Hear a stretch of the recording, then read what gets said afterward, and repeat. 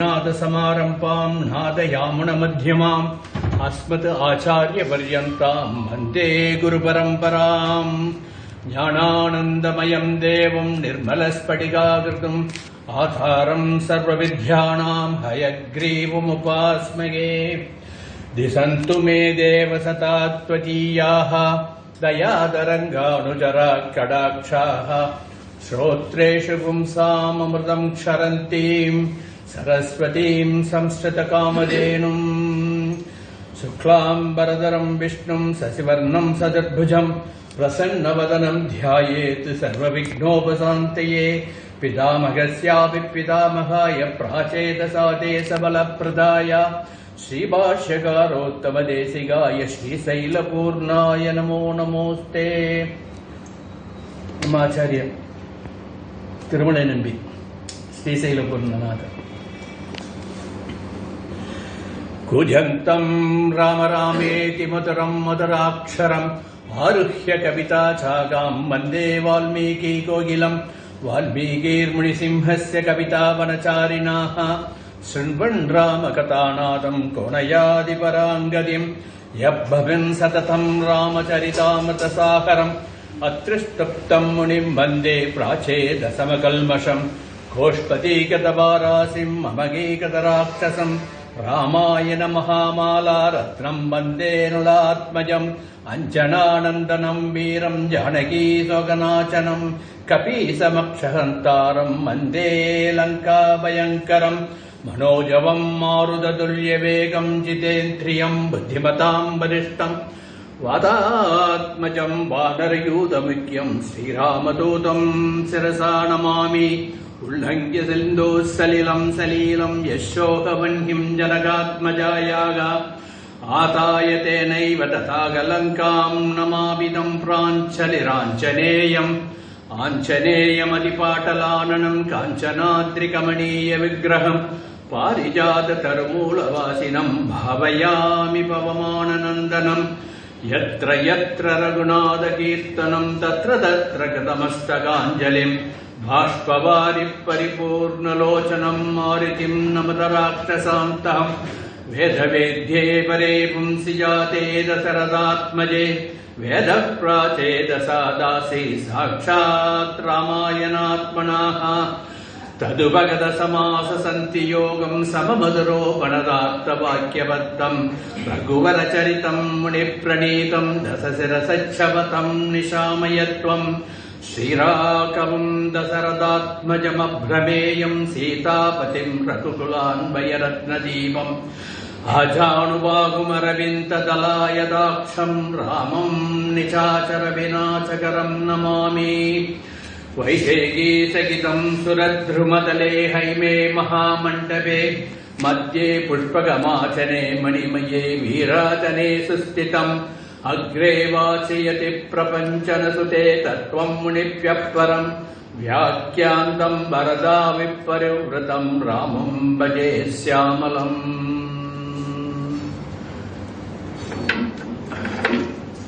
எம்பெருமானுடைய சங்கல்பத்தால் நேற்றைய தினம் அனுபவித்தோம் சுருக்கமாக.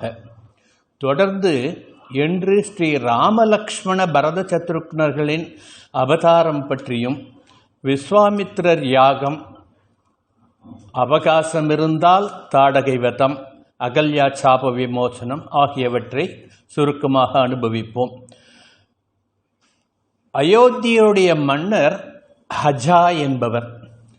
அஜா என்பவருக்கும் விதர்ப்ப தேசத்தினுடைய இளவரசி இந்துமதி என்பவருக்கும் மகனாக பிறந்தார் தசரதர். தசரதருடைய இயற்பெயர் நேமி. அவருடைய பராக்கிரமத்தால் தன்னுடைய தேரிலே ஒரே சமயத்திலே 10 திக்குகளிலும் சென்று போரிடுகின்ற வல்லமை பெற்றிருந்த பராக்கிரமத்தினால் தசரதர் என்ற பட்டப்பெயர் அவருக்கு கிடைத்தது. தசரதற்கு கௌசல்யா, சுமித்ரா, கைகேயி என்று 3 பத்தினிகள். எத்தனையோ பத்தினிமார்கள் இருந்தாலும் ராஜபத்தினிகள் இந்த 3 பேர்கள்தான். இருந்தாலும் தசரதராஜனுக்கு புத்திரபாகியம் இல்லாமல் மிகவும் கவலை கொண்டிருந்தார். தம் வம்சம் தழைக்க தனக்கு ஒரு புத்திரன் இல்லாமல் போய்விடுமோ இக்ஷ்வாகு வம்சத்திலே புத்திரன் இல்லை என்ற சோகம் உருவாகிவிடுமோ என்றெல்லாம் மனம் கலங்கிக் கொண்டிருந்தார். பெருமைகள் வாய்ந்த தர்மம் அறிந்த மகாராஜனான ராஜா தசரதன் எல்லா செல்வங்களையும் பெற்று எல்லா நன்மைகளையும் பெற்று எல்லோருக்கும் நல்லவனாக இருந்தாலும் கொஞ்சிக் குலாவுவதற்கு தனக்கு ஒரு குழந்தை இல்லையே என்ற குறையினால் அவர் வாடி வருந்திக் கொண்டிருந்தார். இதைத்தான் சொல்லுவார்கள், குழலினிது யாழினிது என்பர் தம் மக்கள் மழலை சொல் கேளாதவர் என்று திருவள்ளுவர் சொல்லுவார். குழந்தைகளை லாலனை பண்ணுற அந்த ஒரு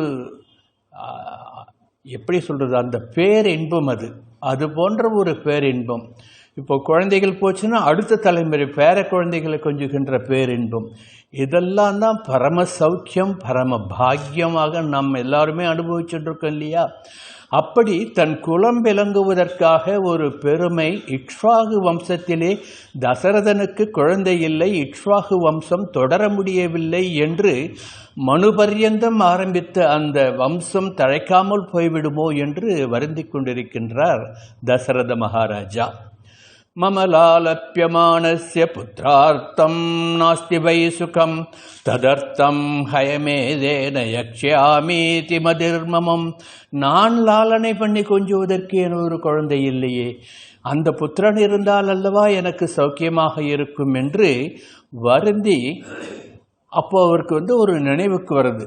அவர் இளவரசனாக இருந்த பொழுது, பட்டத்து இளவரசனாக இருந்த பொழுது ஒரு தப்பு பண்ணிட்டார். என்ன தப்பு பண்ணிட்டார்னா, அது தெரிஞ்சு பண்ணல, தெரியாமல் பண்ண தப்பு. ஸ்ரவணகுமாரன் என்ற முனிக்குமாரனை அவர் யானை தண்ணீர் குடிக்கும் பொழுது எழுகின்ற சப்தத்தை வைத்து அந்த திக்கிலே அம்பு எய்ய, அந்த அம்பானது ஸ்ரவணகுமாரன் மேல் தைத்து ஸ்ரவணகுமாரன் இறந்து போய்விடுகின்றான். ஸ்ரவணகுமாரன் யாருன்னா சலபேச முனிவர் என்ற முனிவருடைய பிள்ளை. அவன் சகல சாஸ்திரங்களையும் அறிந்து தந்தை தாயாருக்கு சுசுரூஷை பண்ணுறது தான் தான் பிறந்த பயன் என்று அவர்களை காப்பாற்றி கொண்டிருந்தவன். சபலேச முனிவருக்கும் அவருடைய மனைவிக்கும் கண்கள் தெரியாது.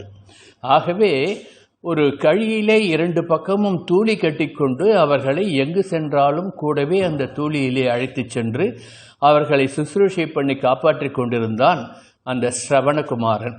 அப்படிப்பட்ட முனிபுத்திரன் தந்தை தாகமாக இருக்கின்றது என்று தண்ணீர் கேட்ட பொழுது தண்ணீர் மண்டு வர அருகில் இருந்த ஆற்றிற்கு சென்று அந்த குடுவையிலே தண்ணீர் விழும் பொழுது கடகடகட என்று ஒரு சத்தம் ஏற்படும் அல்லவா? அந்த சப்தத்தை யானை நீர் குடிக்கின்ற சப்தம் என்று வேட்டைக்கு சென்ற தசரதன் தவறாக புரிந்து கொண்டு ஒரு அம்பு எய்துகின்றான். அந்த அம்பு எப்படிப்பட்ட அஸ்திரம் என்றால், சப்தத்தை நோக்கி, சப்தாஸ்திரம் என்று சொல்லுவார்கள். சப்தத்தை வைத்துக்கொண்டே அந்த சப்தம் எங்கிருந்து வருகின்றதோ அந்த இலக்கை போய் தாக்குகின்ற ஒரு அம்பு. அத்தகைய அம்பை அவன் அங்கு தண்ணீர் மொல்லுவதால் ஏற்படுகின்ற சப்தம் என்பதை தெரியாமல் யானைதான் நீர் குடிக்கின்றது என்று அதை வேட்டையாடுவது, ராஜகுமாரர்களுடைய தர்மம் வேட்டையாடுவது. ஆகவே அப்படி வேட்டையாடுவதற்காக நினைத்து ஒரு அம்பு எய்ய, அந்த அம்பு அந்த முனிக்குமாரன் ஸ்ரவணன் மீது பட்டு ஹா என்று அவன் அலறின சப்தம் கேட்டவுடன் தான், ஐயோ தப்பு பண்ணிட்டோமே, நாம் எய்தது யானை மேல் அல்ல, யாரோ மனிதன் பேர் அம்பு போட்டுட்டோமேன்ட்டு ஓடுறான். ஓடி போய் பார்த்த உடனே ரத்த வெள்ளத்தில் ஆத்தங்கரையில் அந்த இளம் குமரன் கிடக்கிறான், உயிருக்கு பரிதவிக்கிறான். என்னை காப்பாற்றுங்கள், இந்த அம்பு என் மார்பில் இருந்து எடுங்கள் என்று சொல்லி, வயதான என்னுடைய பெற்றோர்களுக்கு 2 கண்களும் தெரியாது, அவர்களை காப்பாற்ற வேண்டும், அவர்களுக்கு தண்ணீர் தாகத்திற்காக எடுத்து போகத்தான் வந்தேன், நீர் என்னை கொன்று இவ்வாறு அம்பு போட்டு விட்டீர்களே என்று கதறுகின்றான். அந்த அம்பை தசரதன் எடுத்த உடனே அவன் ஸ்ரீமன் நாராயணனுடைய பாதாரவிந்தத்தில் போய் சேர்ந்து விடுகிறான். அதாவது மரணம் அடைந்து போயிட்டான். உடனே தசரத மகாராஜன் தண்ணீரை எடுத்துக்கொண்டு அந்த வயதான சலபேச முனிவரும் அவருடைய பத்னியும் இருக்கின்ற இடத்தை தேடி கண்டுபிடித்து அங்கு சென்று தண்ணீரை கொடுக்க போகின்ற பொழுது, குழந்தாய் வந்துவிட்டாயா வந்துவிட்டாயா என்று காலடி சப்தத்தை கேட்டு அவர்கள் கேட்க தாகமாக இருக்கின்றது, தண்ணீர் கொடு என்று சொன்ன பொழுது, க்ஷமிக்கணும், குழந்தை இல்லை, நான் தசரத மகாராஜா, தசரத இளவரசன் வந்திருக்கின்றேன், இது மாதிரி இந்த விஷயம் நடந்து போயிடுத்து, உங்களுடைய குமரன் விதிவசத்தால் பகவானிடம் போய் சேர்ந்துட்டான், அதற்கு பிராயச்சித்தம் தேடத்தான் நான் வந்திருக்கின்றேன். நீங்கள் என்னோடு என்னுடைய அரண்மனைக்கு வந்து விடுங்கள், உங்களை ரட்சிப்பது என்னுடைய கடமை, என்னுடைய தர்மம் என்று சொல்ல, உன்னுடைய அம்பினால் என் குமாரன் மாய்ந்து போய்விட்டானா என்று பித்ரசோகத்திலே தவிக்கின்றார்கள். என் புத்திரன் இறந்த பிறகு இங்கு நாங்கள் இருந்து என்ன பயன் என்று அவர்கள் இருவருமே ஒரு சிதையை மூட்டி அதில் விழுந்து மாண்டு போகின்றார்கள். அப்பொழுது அவர் ஒரு சாபம் கொடுக்கின்றார். நீ வந்து மன்னிப்பு கேட்டு நடந்ததை உண்மையாக சொன்னதனால் உனக்கு கடுமையான சாபம் கொடுக்கவில்லை. நான் கடுமையான சாபம் கொடுத்தால் உன் தலை சுக்குநூறாக உடைந்து போய்விடும். அப்படியென்றால் இக்ஷ்வாகு வம்சம் விளங்குவதற்கு ஆள் இல்லாமல் போய்விடுவார்கள். ஆகவே உனக்கு அந்த சாபத்தை கொடுக்கவில்லை. ஆனால் இன்று நாங்கள் அனுபவிக்கின்ற இந்த புத்திர சோகம் பின்னாளில் நீ உன் புத்திரனால் அனுபவிப்பாய். எப்படி நாங்கள் என் புத்திரன் காணாமல் தவிக்கின்றோமோ அதுபோன்று நீயும் புத்திரன் இல்லாமல் தவித்து உன் புத்திரனை பார்க்க முடியாமல் தவித்து இறந்து போவாய் என்று ஒரு சாபத்தை கொடுத்து விட்டார் சலபேச முனிவர். தாவாது ஒளிரணம் காவாய் என்றாய், அதனால் கூடிய சாபம் கருதேம். ஏவா மகவை பிரிந்து இன்று போல் இடர் உற்றவை நீ போவாய், அகல்வான் என்னா பொன்னாட்டெடை போயினரால் என்று கம்பன் இந்த விருத்தாந்தத்தை ஒரு பாசுரத்திலே சொல்லிவிடுவான். இப்படி அவனுக்கு தசரத மகாராஜனுக்கு எவ்வளவு சோகம் இருந்தாலும் இளமை காலத்திலே தனக்கு அந்த முனிவர் ஒரு சாபம் கொடுத்தாரே, புத்திர சோகம் உனக்கு உண்டாகும் என்று சொன்னாரே, அப்படியென்றால் நிச்சயமாக எனக்கு ஒரு வம்சம் தழைக்க ஒரு புத்திரன் கிடைப்பான். முனிவருடைய வாக்கு பொய்யாகாது. முனிவர் பரம காருண்யத்தோடு என்னுடைய வம்சம் தழைக்க வேண்டும் என்று புத்திரபாக்கியம் உண்டு, ஆனால் உனக்கு புத்திர சோகம் ஏற்படும் என்றுதானே சாபம் கொடுத்தார் என்று நினைத்து பார்க்கின்றான். ஆனாலும் முனிவர் வாக்கும் பொய்த்து போய்விடுமோ, இத்தனை 1000 ஆண்டுகளாயும் எனக்கு புத்திரர் இல்லையே என்று கவலைப்பட்டு கொண்டு, ஒருவேளை நாம் அஸ்வமேத யாகம் பண்ணி அதன் பலனால் அந்த புண்ணியத்தால் தனக்கு புத்திரன் கிடைக்க மாட்டானா என்று மந்திரி பிரதானிகளை கூட்டு, வசிஷ்டரை கூட்டு, அஸ்வமேத யாகம் பண்ணினால் எனக்கு புத்திரன் கிடைக்குமா என்று கேட்கின்றார்.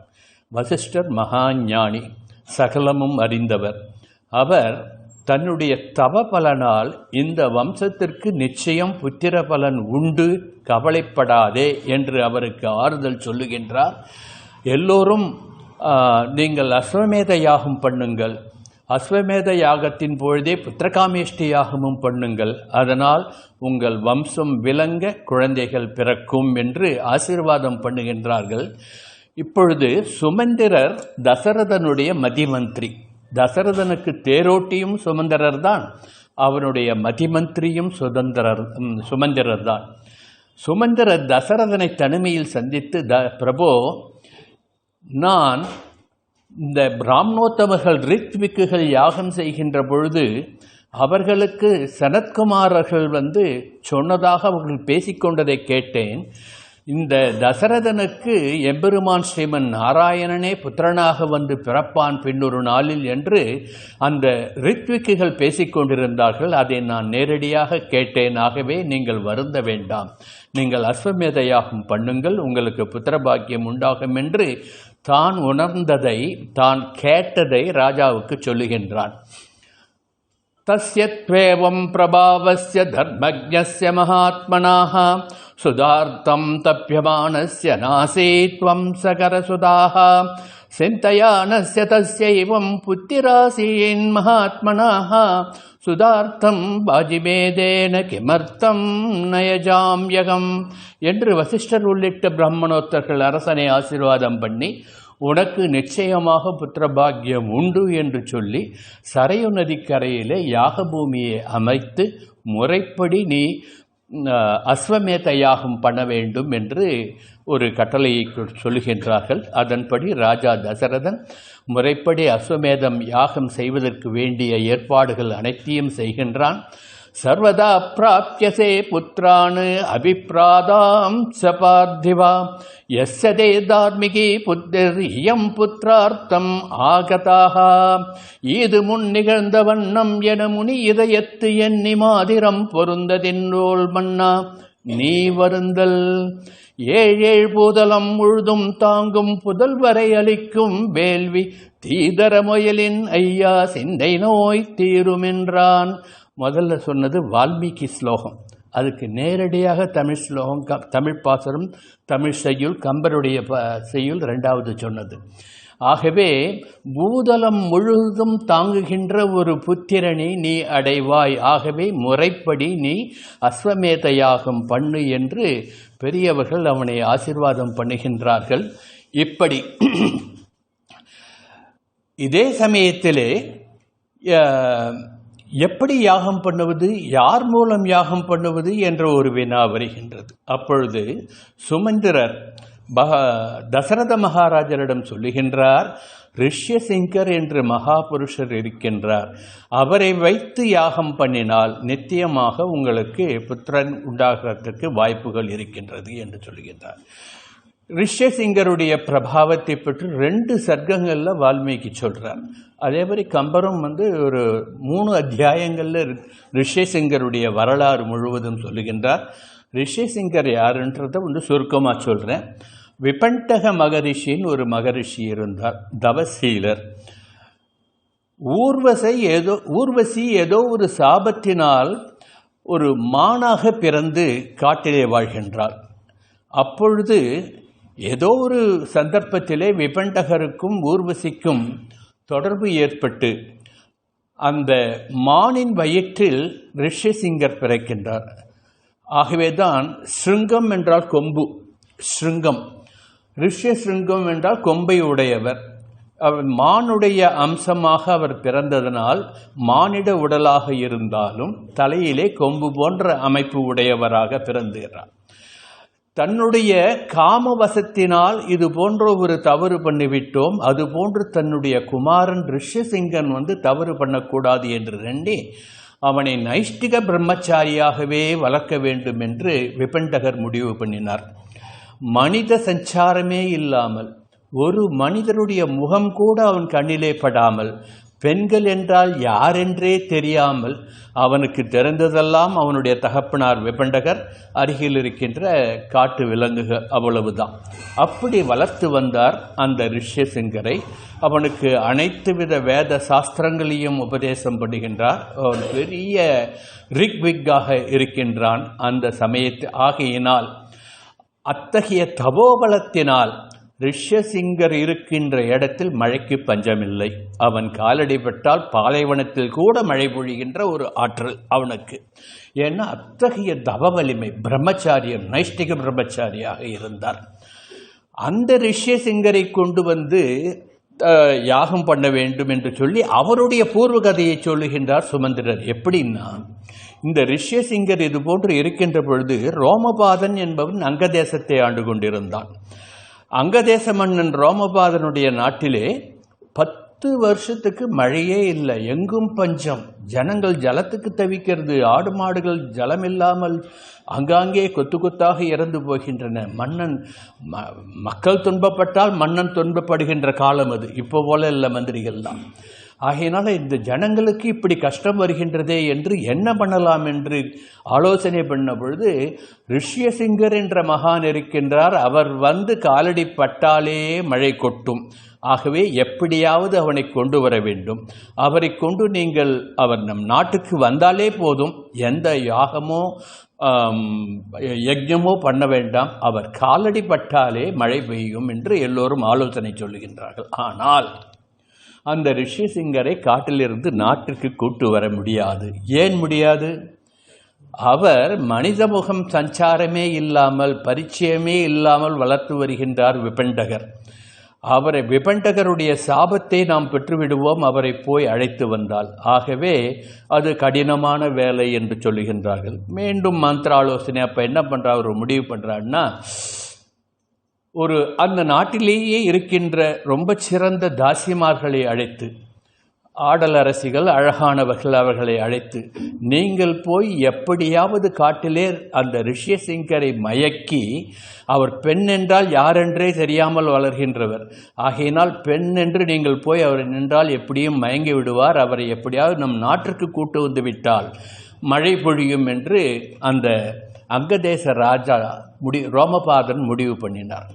அப்படியே இந்த தாசிமார்கள்லாம் போயிட்டு அந்த ரிஷிசிங்கருடைய தகப்பனார் விபண்டகர் கண்ணில் படாமல் அவர் எங்கேயாவது வெளியில் போயிருக்கும் பொழுது அவர் எதிர ஆடல் பாடல்ட்டு இவா போயிட்டு எப்படியாவது மயக்கணுன்ட்டு பார்க்குறான்.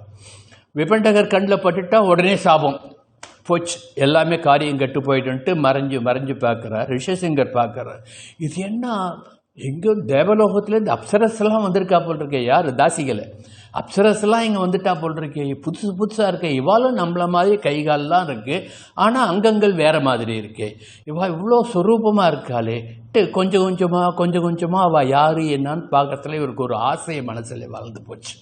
நாளாக பால்யத்தினுடைய பலன் இந்த தாசிமார்களுடன் அவருக்கு தொடர்பு, இவர்கள் நிறையா அவருக்கு சுசுரூஷை பண்ண, நீங்கள் இங்கேயே தங்கிவிடுங்கள் என்று கேட்கின்றார் ரிஷிசிங்கர். உங்கள் தகப்பனார் ஒத்துக்க மாட்டார், அவர் இல்லாத போது தான் நாங்கள் வர முடியும், ஆனால் ஒன்று பண்ணுங்களேன், நீங்கள் எங்காத்துக்கு வரலாமே, நீங்கள் எங்கிட்ட வந்துட்டீங்களா உங்களுக்கு எல்லா சுசுரூஷையும் பண்ணணும்னு அவள் மயக்கிறா.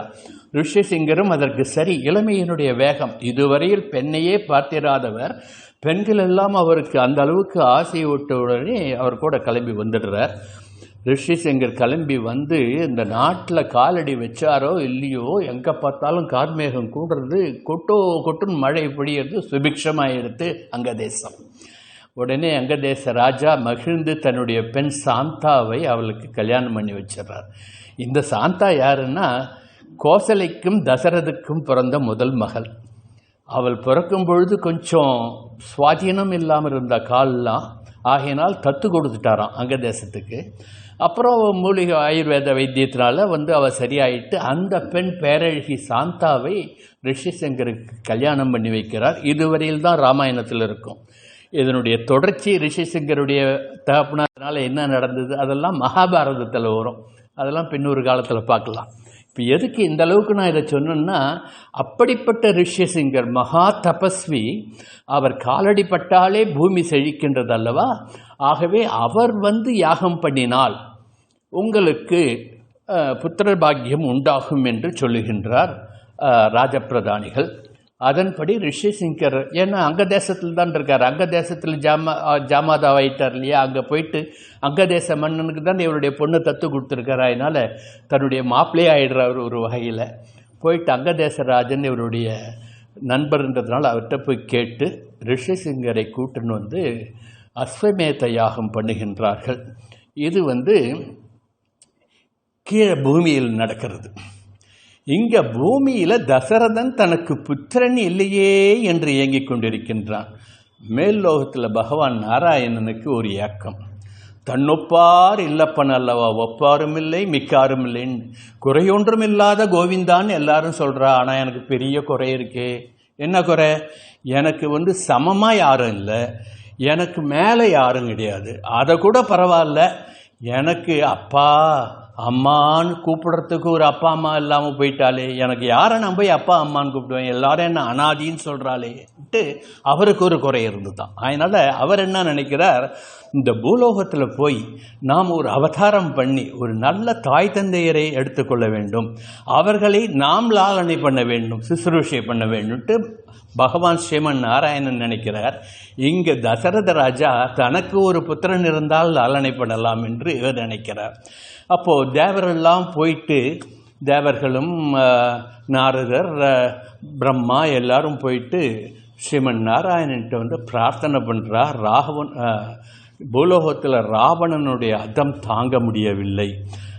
ராவணன் ஒரு வரம் வாங்கி வச்சிருந்தான். எப்படின்னா, தனக்கு மரணம் மனுஷால் மட்டும் மறந்து போயிட்டான். அல்ப ஜனங்கள் மனுஷாலால் நமக்கு மரணமா, அல்ப ஜந்துக்கள் வானரங்களால் நமக்கு தேவையான்ட்டு அந்த 2 பேரையும் மட்டும் விட்டுட்டு மற்ற யாராலும் தனக்கு மரணம் இல்லைன்னு ஒரு வரம் வாங்கி வச்சுட்டான் பிரம்மாட்ட. தனக்கு மரணம் இல்லைன்ற ஒரு பிரம்மாட்ட வரம் வாங்கினதால அவன் ரொம்ப கொடுமைப்படுத்தி கொண்டிருக்கின்றான். ஆகவே ராவணனுடைய கொடுமையிலிருந்து காப்பாற்ற வேண்டும் என்று தேவர்களும் முனிவர்களும் பிரம்மா எல்லாரும் நாரதர் எல்லாரும் போயிட்டு ஸ்ரீமன் நாராயணனை பிரார்த்தித்த பொழுது கருடாரூபணருடனாக மகாலட்சுமியோடு ஸ்ரீமன் நாராயணன் அவர்கள் முன் தோன்றுகின்றார். தோன்றி என்ன விசேஷம் என்ன கேட்டவுடனே மாதிரி ராவணனுடைய கொடுமை தாங்க முடியவில்லை, நீங்கள் அவனை சம்ஹாரம் பண்ணி எங்களை ரட்சிக்க வேண்டும் என்று பிரார்த்தனை பண்ணினார்கள். இவர் நமக்கு ஒரு அப்பா அம்மா கிடைக்க மாட்டாளான்னு ஏங்கின்றிருக்கார். எப்படாப்பா சந்தர்ப்பம் கிடைக்கும், நமக்கு ஒரு நல்ல அப்பா அம்மா கிடைப்பா, பூமிக்கு போகலான்றவருக்கு இது மாதிரி ஒரு சந்தர்ப்பம் வந்த உடனே கவலைப்படாதீர்கள் மா சுச்சகா, நான் ஒரு அவதாரம் பண்ணி ராவணனை சம்ஹாரம் பண்ணுகின்றேன் என்று. இந்த இடத்துல கம்பர் அந்த பெருமாள் மகாலட்சுமியோட கருட வாகனத்தில் தேவர்களுக்கு காட்சி கொடுத்தார் இல்லையா, அற்புதமாக ஒரு செய்யுள்ள சொல்லுவார். கருமுகில் தாமரை காடு பூத்து நீடு இரு சுடர் இருபுறத்தேந்தி ஏந்து அலர் திருவொடும் பொழிய ஒன் செம்பொன் குன்றின் மேல் வருவது போல் கலுடன் தோன்றினான் என்று கருமுகிலே ஒரு தாமரைக்காடு பூத்தது போன்று. தாமரை எங்கே பார்த்தாலும் மலர்ந்து போயிருக்கு. அப்படி இருந்தால் எப்படி இருக்கும்? எங்கும் தாமரைன்னு மலர்ந்து இருந்ததுன்னா எப்படி இருக்குமோ? நம்ம பாரதிதாசன் கூட பாடினார், செந்தாமரை காடு பூத்தது போல. இங்கேருந்து தான் எடுக்கிறார். இவர்கிட்ட என்ன கடன் வாங்கினார்? அப்படி எங்கே பார்த்தாலும் தாமரை மலர்ந்து போயிருக்கு. நான் அரசியல் பேசல, இங்கே கம்பன் சொல்கிறார், தாமரை காடு பூத்து நீடு. அப்படி தன்னுடைய ஒரு கார்முகிலே மேகத்திலே தாமரைக்காடுன்னு ஒரு அபூத கற்பனை. இது மாதிரி இருக்குமா? இருக்காது. ஆனாலும் கவிஞர்களுக்கு அது பொருந்தும். அப்படி ஒரு கற்பனை பண்ணி ரெண்டு பக்கமும் சூரியனும் சந்திரனும் இருக்க தாமரையாலாகிய மகாலட்சுமி தன் திருமார்பிலே இருக்க ஸ்ரீமன் நாராயணன் தேவர்களுக்கு காட்சி கொடுத்து கவலைப்படாதீர்கள் என்று அவர்களுக்கு ஆறுதல் சொல்லி, நான் பூலோகத்திலே பிறந்து உங்களை ரட்சணம் பண்ணுகின்றேன் என்று வாக்குறுதி கொடுக்கின்றார். பாகவதத்திலே இந்த இடத்த அற்புதமாக ஒரு ஸ்லோகத்தில் சொல்லுவார். நம பங்கஜநாபாய நம பங்கஜமாலினே நம பங்கஜநேத்ராய நமஸ்தே பங்கஜாக்ரயே. கருமுகில் தாமரை காடு பூத்துன்றதுக்கு இந்த ஸ்லோகம்தான் இதுலேருந்து தான் கம்பர் கடன் வாங்கிட்டார் போல் இருக்கு. நம பங்கஜநாபாய, முகம் தாமரை, கண்கள் தாமரை, கைகள் தாமரை, திருமார்பு தாமரை, திருமார்பில் இருக்கின்ற மகாலட்சுமி தாமரை, மகாலட்சுமி கையில் இருக்கின்ற தாமரை கையிலே தாமரை, திருவடி தாமரை, திருக்கழுத்திலே தாமரை மாலை, கருமுகில் தாமரை காடு பூத்து என்று தாமரை ரூபமாகவே எம்பெருமான் இருக்கின்றார் என்று பாகவதத்திலே சொன்னதை கம்பனும் இப்படி பாடுகின்றான். ஆகவே எங்கும் தாமரை எதிலும் தாமரை என்று பகவான் காட்சி கொடுக்கின்றான்.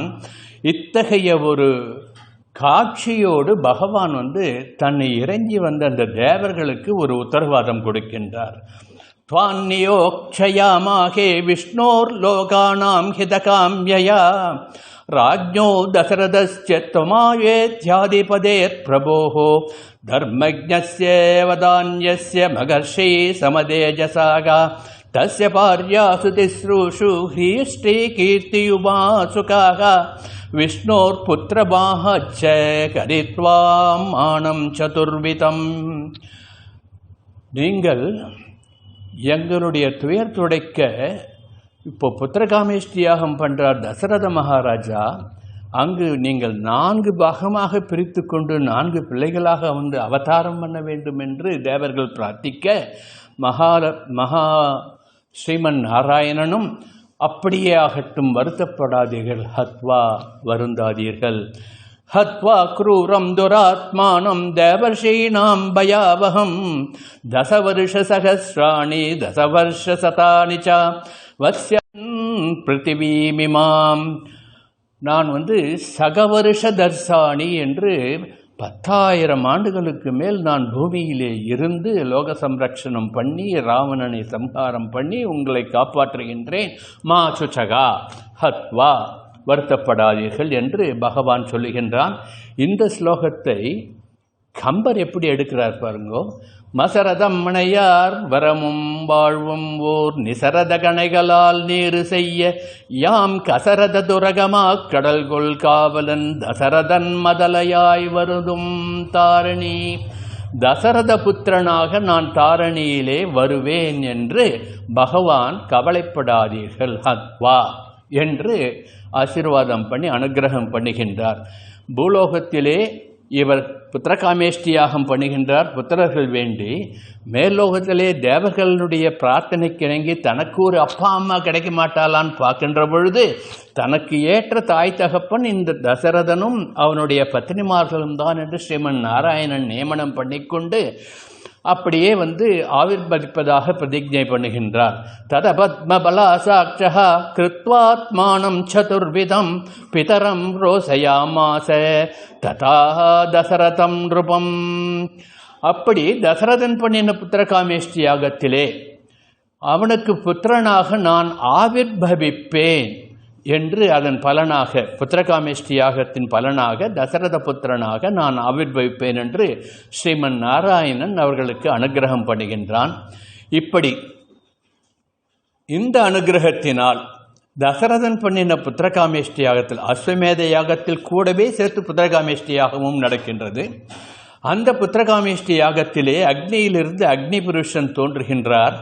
திவ்ய பாயசம் நிரம்பிய ஒரு ஸ்வர்ண கலசம், அதாவது தங்க கலசம், வெள்ளி மூடி போட்டது. அப்படிப்பட்ட ஒரு கலசத்தை கையில் ஏந்தி கொண்டு, தசரதராஜனே, நான் பிரஜாபதி அனுப்பி இங்கு வந்திருக்கின்றேன். புத்திரனை தரக்கூடிய இந்த பாயசத்தை ஏற்றுக்கொண்டு தகுந்தபடி விரதமிருந்து உன் பத்தினிகளை சாப்பிடச் சொல். நீ விரும்பியபடி புத்திர பிராப்தி உனக்கு உண்டாகும் என்று சொல்லி பாயசத்தை தசரதனிடம் கொடுத்துவிட்டு மறைந்து போய்விட்டது அந்த அக்னியிலிருந்து தோன்றிய அக்னி புருஷன். கம்பருடைய வாக்கு இதை எப்படி வர்ணிக்கின்றது என்று சொல்லுகின்றேன். ஆயிடை கணலின் நின்று அம்பொன் தட்டம் மேது தூயனல் சுதை நிகர்பிண்டம் ஒன்று சூழ்த்தியெறிப் பங்கியும் சிவந்த கண்ணுமாய் ஏயன பூதம் ஒன்று எழுந்தது ஏந்தியே வைத்தது தரைமிசை மறித்தும் அவ்வழி தைத்தது பூதம் அத்தவனும் வேந்தனை உய்த்தனல் அமுதினை உரிய மாதற்கு அத்தகு மரபில் நின்று அளித்தியால் என்றான்.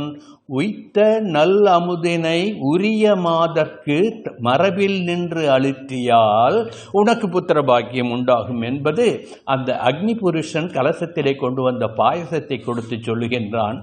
தசரதனும் சந்தோஷப்பட்டு விரதம் இருந்து தன்னுடைய பத்தினிமார்களில் அழைத்து அந்த பாயசத்திலே ஒரு பாதியை கௌசல்யிடம், மீதி பாதியிலே ஒரு பாதியை சுமத்ரையிடம், அந்த பாதியிலே ஒரு பாதியை கைகேயிடம் கொடுக்கின்றான். அப்படியும் கொஞ்சம் பாயசம் இருந்திருக்கு, கடைசியில் வயிற்று எடுப்பா இல்லையா, அப்படி எடுத்து அருகில் இருந்த சுமத்ரையிடம் அதை கொடுத்து விடுகின்றான். ஏன்னா அது தேவப்பிரசாதம். அந்த பாயசத்தை வேறு எப்படியாவது பண்ணிட்டா அதனால் விபரீதங்கள் ஏற்பட்டுடலாம். அதனால் ஒரு சொட்டு கூட வீணாக்கக்கூடாதுன்ட்டு ஒரு பாதி கௌசலைக்கு, மீதியில் ஒரு பாதி சுமத்ரைக்கு, மீதியில் ஒரு பாதி கைகேயிக்கு, அதுலேயும் மீந்ததை மீண்டும் சுமத்ரைக்குன்னு கொடுக்கின்றான். ஆகையினால கோசலைக்கு ராமனும், கைகேயிக்கு பரதனும், சுமத்ரைக்கு லக்ஷ்மணனும் சத்ருக்னனும் பிள்ளைகளாக பிறக்கின்றார்கள். கௌசல்யாயை நரபதி பாயசார்த்தம் ததௌ ததா அர்த்ததார்த்தம் ததௌ சாபி சுமித்ராயை நராதிபாக கைகேயை சாவசிஷ்டார்த்தம் ததௌ புத்திரார்த்த காரணாத் பிராதௌ சாவசிஷ்டார்த்தம் பாயசாஸ்யாம்ருதோபமம் அனுசிந்திய சுமித்ராயை புனரேவ மஹீபதிஹ ஏவம் தாசாம் ததௌ ராஜா பார்யாணாம் பாயசம் பிரதகு. இது வால்மீகியினுடைய ஸ்லோகம். இப்படி பாயசமாக வந்த அந்த அமிர்தத்தை, தேவ பிரசாதத்தை தன்னுடைய பத்தினிமார்கள் 3 பேருக்கும் இந்த ஏற்கனவே சொன்ன கணக்கில் பிரித்து கொடுக்கின்றார் தசரத மகாராஜா. அப்போது இவெல்லாம் இங்கே கீழே அந்த பாயசத்தை முறைப்படி ஏற்றுக்கொண்டு அதை அனுபவித்ததனால் அந்த 3 பத்தினிமார்களும் ஏக காலத்திலே கர்ப்பமாகி புத்திரர் பிறக்கிறதுக்கு தயாராகி கொண்டிருக்கின்றார்கள்.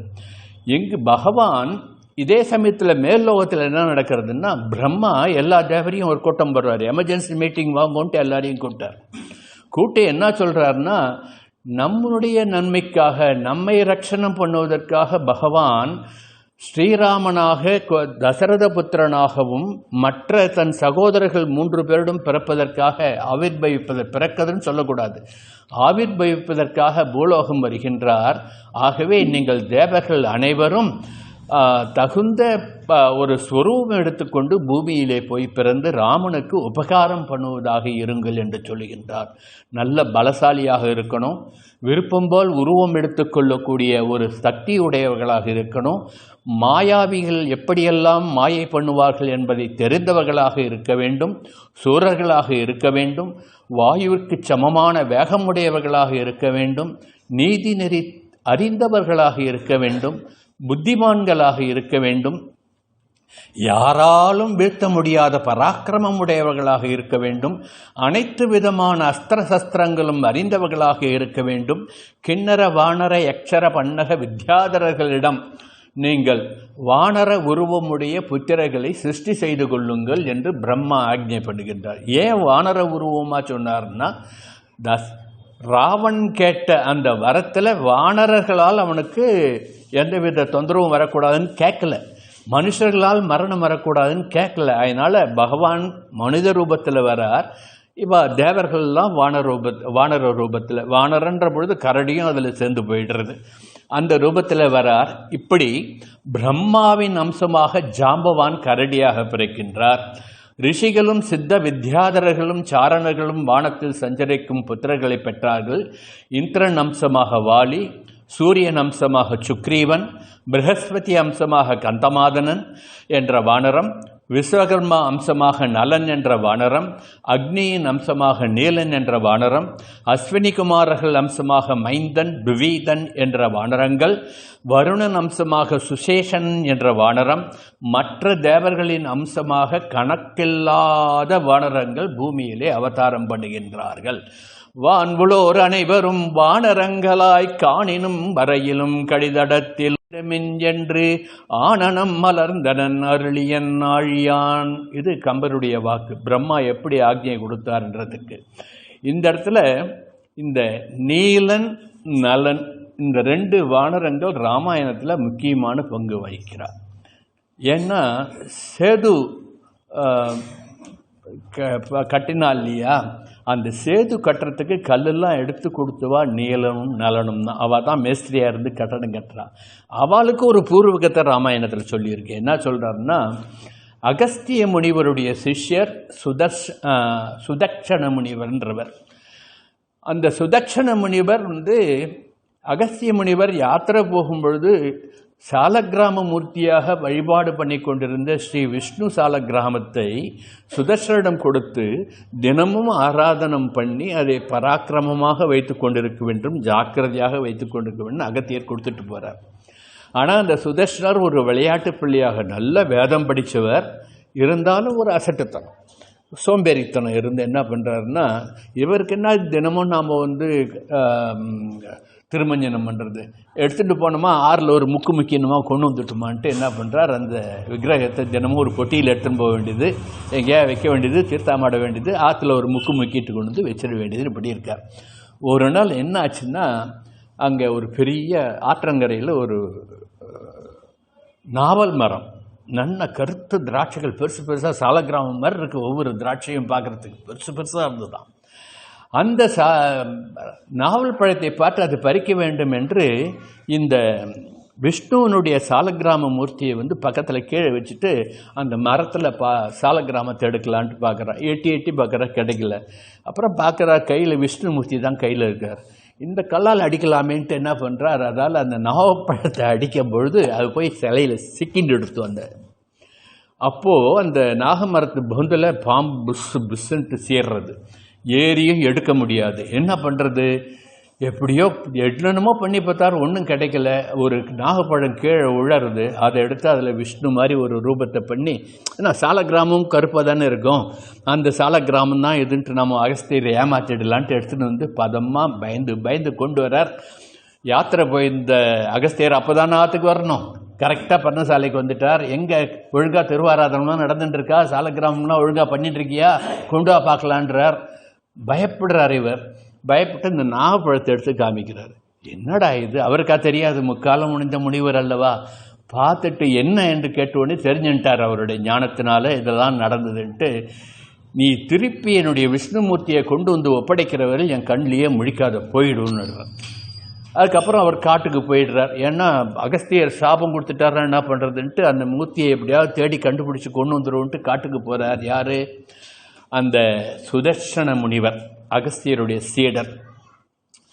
அப்புறம் கஷ்டப்பட்டு அந்த மரத்தில் எப்படியோ ஏறி அந்த சால கிராமத்தை எடுத்து இவர் காட்டுக்கு போன உடனே என்ன பண்ணுற, அங்கே இருக்கிற மற்ற முனிவர்கள்லாம் அகஸ்தியருடைய சிஷ்யன் வந்திருக்காரேன்ட்டு இவரை ரொம்ப கொண்டாட்டம் பண்ணி நீங்கள் நாட்டுக்கு போவோன்னா இங்கேயே இருக்குன்ட்டு அவரை அங்கேயே அவருக்கு மரியாதை கொடுத்து பண்ணிட்டுருக்கார். அவர் அங்கேயே ஒரு குடியில் அமைச்சுட்டு அந்த காட்டில் திருவாராதனம் பண்ணிட்டு இருந்துட்டுருக்கார். அப்போது ஒரு நாள் ஒரே அவருடைய பர்ணசாலையில் கடமுடான் பாத்திரங்கள் உருள்ற சத்தம். என்னன்னு பார்த்தா 2 வானரங்கள் போயிட்டு அந்த சால கிராமத்தை தூக்கிட்டு ஓடி போய்ட்டுருக்கு. இந்த நாராயணமூர்த்தி சால கிராமத்துக்கு கூட இன்னொரு சால கிராமம்லாம் வச்சுட்டு அவர் பூஜை பண்ணுறாரு. அந்த சால கிராமத்தை தூக்கிட்டு போயிட்டு பக்கத்தில் ஓடுற ஆறில் போட்டுடுறது. இவர் தெரிச்சின்னு ஓடுறாரு. இவரை பார்த்த உடனே ஆற்றுல போட்டுடுது. இவர் போய் கஷ்டப்பட்டு தேடி எடுத்துகிட்டு கொண்டு ஆற்றுல வைக்கிறார். மறுநாளும் அந்த குரங்கு கொண்டு போய் ஆற்றுல போடுறது. இப்படி மாறி மாறி போடுறதை பார்த்துட்டு இது அல்ப வானரங்கள், இதுக்கு என்னத்தை சாபம் கொடுக்கறது சரின்ட்டு ஒரே ஒரு சாபம் கொடுக்குறாரு. என்னன்னா, நீ எதை தூக்கி தண்ணியில் போட்டாலும் அது முதக்கணும், அது உள்ளே போகாதுன்னு ஒரு சாபம் கொடுத்துட்டார். யார்? இந்த முனிவர், சுதக்ஷண முனிவர் ஒரு சாபம் கொடுக்குறார். அதனால் இது வழக்கம் போல் தினமும் நடக்கிறது. தினமும் இந்த நீலனும் அந்த நலனும் அப்போ வானரமாக இருக்கா. ஆவா கொண்டு போய் தினமும் அந்த சால கிராமத்துக்கு கொண்டு போய் தண்ணியில் போடுவா, அது முதக்கம் இவர் அழகாக போய் எடுத்துன்னு வந்துடுவார். இப்படியே நடக்கிறது. இந்த கதை ஹனுமாருக்கு தெரியும். அதனால்தான் சேது கட்டும் பொழுது ராமத்தை இதை சொல்கிறார். இந்த 2 பேருக்கும் பூர்வத்தில் இது மாதிரி ஒரு கதை இருக்குது. அதனால் இவா கல்லை எடுத்து கொடுத்தாள்னா அந்த கல்லில் நாம் சேது பந்தனம் பண்ணினோம்னா அது தண்ணி உள்ளே போகாது. அதனால் அப்படியே முதக்கும்னு சொல்ல அதன்படி ராமர் எடுத்து கொடுக்க இந்த கல்லுகளை நலனும் இந்த நீலனும் சேது பந்தனம் பண்ணான்றது ராமாயணத்தில் அது ஒரு வரலாறு. எதுக்கு இங்கே சொல்கிறேன்னா, இப்போ நான் சொல்ல வேண்டிய கதைக்கு இது நேரடியாக தொடர்பு இல்லாவிட்டாலும் பிரம்மாவனுடைய ஆக்ஞையினால் நீலனும் நலனும் வானரங்களாக ராமாவதாரத்திலே பிறந்து ராமருக்கு கைங்கரியம் பண்ண வந்திருக்கா இல்லையா. அதனால் அவருடைய பூர்வ கதை தெரிஞ்சுக்கணுன்றதுக்காக இதை சொன்னேன். இப்படியாக இவ நீலனும் நலனும் கொடுத்த அந்த கல்லை வச்சு தான் இப்பயும் மிதக்கும் கல்னு. இப்போ நம்ம பஞ்சவடி கோவிலுக்கு போனோம்னா மிதக்கும் கல், அபூர்வ கல்ட்டு எடுத்து நம்ம காட்சிக்கு வச்சுருக்கா இல்லையா, அதை வச்சு தான் சேது பந்தனம் பண்ணான். அப்படிப்பட்ட ஒரு மகாத்மியம் இந்த சுதீக்ஷண முனிவருடைய சாபம். அது சாபம் இல்லை, வரம். ஏன்னா எல்லாமே நம்மளுடைய இதிகாச புராணங்கள்லே எந்த ஒரு நிகழ்ச்சிக்கும் ஒரு தொடர்பு இன்னொரு இடத்துல இருக்கும். எதுவுமே சாதாரணமாக நடக்காது. நாம் பார்க்கறதுக்கு சாதாரணமாக இருக்குமே தவிர அதனுடைய விளைவு இன்னொரு இடத்துல தெரியும். எப்போ பூர்வ ஜென்மத்தில் அவர்களுக்கு கிடைத்த அந்த சாபம் ராமாவதார காலத்தின் பொழுது அவர்கள் வானரங்களாக பிறந்த பொழுது ராம கைங்கரியத்திற்கு உதவுகின்றது. எப்படி தொடர்பு வர்றது பாருங்க. இப்படி புத்திரகாமேஷ்டியாக முடிந்தது. வானரர்கள், கந்தர்வர்கள், கிண்ணறர்கள் எல்லோரும் வானரர்களாக பிறக்கின்றார்கள். அனைத்து வானவர்களும் தேவர்கள்லாம் கைங்கரியம் பண்ணுறதுக்காக வானரர்களாக பிறந்து போயிடுறா. யாகம் முடிந்த 12வது மாதத்திலே சித்திரை மாத நவமி திதியிலே புனர்வசு நட்சத்திரத்திலே 5 கிரகங்கள் உச்சநிலையில் இருக்கின்ற பொழுது எல்லாரும் வணங்கத்தக்க ஜெகநாதனாகிய மகாபிரபுவான ஸ்ரீ ராமச்சந்திரமூர்த்தி கௌசல்யா தேவியுடைய திருவயிற்றிலிருந்து ஜனனம் பண்ணுகின்றார். இது ஜனனம்ன்றது நமக்கு தான் ஜனனம், ஆனால் அவர் ஆவிர்பவிக்கின்றார். ततस्त्वादशे मासे चैत्रे नवमिके तिथौ नक्षत्रे संस्थेषु 5सु गृहेषु कर्कटे लग्ने लाक्पदा विद्युनासगा प्रोद्यमाने जगन्नाथं सर्वलोकनमस्कृतं कौसल्या जनयत् रामं सर्वलक्षणसंयुतं विष्णोर्दं महाभागं पुत्रं विश्वागुवर्धनम्. இப்படி கௌசல்யக்கு ராமபிரான் குமாரனாக ஆவிர்பவித்து விட்டார். ஆயிடை பருவம் வந்து அடைந்த எல்லையின் மாயிரு மண்மகள் மகிழ்வின் ஓங்கிட வேய்ப்புணர்பூசம் விண்ணுள்ளோர்களும் தூய கற்கடமும் எழுந்து துள்ளவே சித்தரும் இயக்கரும் தெரிவைமார்களும் வித்தக முனிவரும் விண்ணோர்கள் உள்ளோரும் நித்தமும் முறைமுறை நெருங்கியாற்புற கத்துரல் ஒழிந்து நீள் தருமம் ஓங்கவே ஒரு பகல் உலகு எல்லாம் உதரத்துள் பொதிந்து அருமறைக்கு உணர்வு அருமவனை அஞ்சனக் கருமுகிற்கொழுந்து எழில் காட்டும் ஜோதியை திருவுறப் பயந்தனல் திரள் கொள் கோசலை. கோசலை குமாரனாக ராமாவதாரத்தை கம்பர் காட்டுகின்ற ஒரு அற்புதமான பாசுரம் இது. இப்படி கோசலைக்கு இந்த சித்திரை மாதத்திலே நவமி நட்சத்திரத்திலே புனர்பூச நவமி திதியிலே புனர்பூச நட்சத்திரத்திலே 5 கிரகங்கள் உச்சத்தில் இருக்கின்றபடி ஒரு கிரக அமைப்பிலே ஸ்ரீ ராமபிரான் சர்வலோக நாயகனாகிய ஜெகநாதனாகிய ராமபிரான் திருவவதாரம் பண்ணிவிட்டார். பரதோ நாம கைகேயாம் ஜஜ்ஜோ சத்யபராக்ரமா சாட்சாத் விஷ்ணு சதுர்பாகா சர்வை சமுதிதோ குணைஹி. விஷ்ணுனுடைய அம்சத்திலே 4 ஒரு பங்கா கைகேயினுடைய புத்திரனாக பரதன் பிறந்து விடுகின்றார். ஆசையும் விசும்பும் நின்று அமரர் ஆர்த்தி எழவாசவன் முதலினோர் வணங்கி வாழ்த்துற பூசமும் மீனமும் பொலிய நல்கினால் மாசரு கேகையன் மாதுமைந்தனை. பூச நட்சத்திரத்திலே மீன லக்னத்திலே பரதன் பிறக்கின்றான். ஸ்ரீமன் நாராயணனுடைய அம்சமாக அனைத்து அஸ்திர சஸ்திர ஞானங்களும் உடையவர்களாக ஆயில்ய நட்சத்திரத்திலே சுமித்திரைக்கு லக்ஷ்மணனும் சத்ருக்னனும் பிறக்கின்றார்கள். அத லக்ஷ்மண சத்ருக்னோ சுமித்ரா ஜனயத் சுதௌ சர்வாஸ்திரகுசௌ வீரௌ விஷ்ணார்த்தோ சமன்விதௌ. தசரத புத்திரர்கள் குணம் நிறைந்தவர்களாக நாளொரு மேனியும் பொழுதொரு வண்ணமுமாக வளர்ந்து வருகின்றார்கள். இப்போ இந்த குழந்தை பிறந்த உடனே எல்லாரும் என்ன பண்ணுவா? தாலாட்டு பாடுவா, லாலனை பண்ணுவா. தசரதன் லாலனை பண்ணணும் தான் ஆசைப்பட்டான். நம்மகிட்ட ஒரு ஆழ்வார் இருக்காரே லாலனை பண்ணுறதுக்கு. யார் இந்த ஆழ்வார்? குலசேகர ஆழ்வார். அவருக்கு யாரை பார்த்தாலும் ராமன் தான். எந்த கோவிலுக்கு போனாலும் எந்த க்ஷேத்திரத்துக்கு போனாலும் அவருக்கு ராமன் தான். அப்படி போகும்போது திருக்கண்ணபுரத்துக்கு போகிறார். திருக்கண்ணபுரத்தில் இருக்கிற பெருமாளையும் ராமனாக தான் பார்க்குறார். திருக்கண்ணபுரத்தை ராமபுரம் பேர் மட்டும்தான் அவர் மாற்றலை. மற்றபடி அந்த பெருமாளை ராமனாகவே பார்க்கின்றார். மண்ணு புகழ் கோசலைதன் மணிவயிறு வாய்த்தவனே தென்னிலங்கை கோன்முடிகள் செந்துவித்தாய் செம்பொன் சேர் கண்ணினன் மாமதில் புடைசூழ் கணபுரத்தன் கருமணியே என்னுடைய இன்னமுதே லாகவனே தாலேலோ. 10 பாசுரங்கள் தாலாட்டு பாசம். குழந்தைக்கெல்லாம் தாலாட்டு சொல்கிறதுன்னா இந்த ஆழ்வார் பாசுரங்களை சொல்லி லாலா பீலான்லாம் சொல்ல வேண்டாம். இந்த பாசுரங்களை சொல்லி தாலாட்டு பாடினா ராமருடைய குணங்களை கேட்டு கேட்டு குழந்தைகள் அடுத்த சந்ததிகள் நன்னா வளருவா. ஆகையினால தாலாட்டு பாடுகின்ற ஒவ்வொரு ஆற்றுலேயும் பொம்நாட்டி குழந்தைகள் பிறக்கின்றது. அவள் எதோ பாடாமல் இப்படி சொல்லி கொடுங்க. இப்படி மண்ணுபுகழ் கோசலைதன் மணிவேறு வைத்தான் ஸ்ரீமன் நாராயணன் ராமனாக ஸ்ரீ ராமச்சந்திரமூர்த்தியாக. இதில் இன்னொரு ஆழ்வார் இருக்கார். அவர் என்ன பண்ணுவார்னா, போய் நட சாதித்தால்னா பெருமாள் பேர்லேயே கோவிச்சுருவார். நீங்கள் போங்க நான் போகிறேன்ட்டு கோவிச்சுன்னு போயிடுவார். ஆனால் நம்ம குலசேகர ஆழ்வார் அப்படி கிடையாது. அவருக்கு வேண்டியதெல்லாம் கைங்கரியம். நட சாத்திட்டிங்களா பரவாயில்ல. பெருமாளுக்கு தூங்குவாரா, சயனத்துக்கு போகிறாரா, நான் லாலனை பண்ணுறேன், தாலாட்டு பாடுறேன். பெருமாள் நட திறந்துருந்தா அவரை பற்றி நன்னா பாடுறேன்ட்டு அப்படி ஒரு கைங்கரிய ருசியுடையவர் குலசேகர ஆழ்வார். ஆகினால அந்த பாசுரத்தில் அவ்வளவு இனிமை. ராகவனுக்கு தாலாட்டு பாடினார் திருக்கண்ணபுரத்து பெருமாளுக்கு.